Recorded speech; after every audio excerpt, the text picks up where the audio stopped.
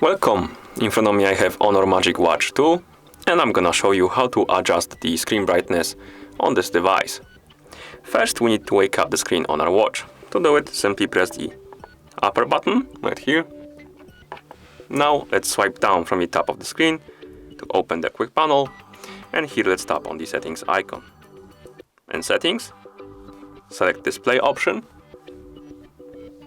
Here scroll down and tap on the brightness option.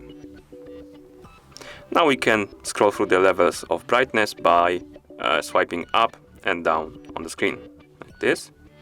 Select the brightness you like to use and tap on the OK button to confirm. As you can see, the screen got dimmer. And select the different level of brightness, maybe 5, like this. And once you're done, simply press the upper button to go back to watch face, like this. And that's how you adjust the screen brightness on this device. Thank you for watching. If you found this video helpful, please consider subscribing to our channel and leaving the like on the video.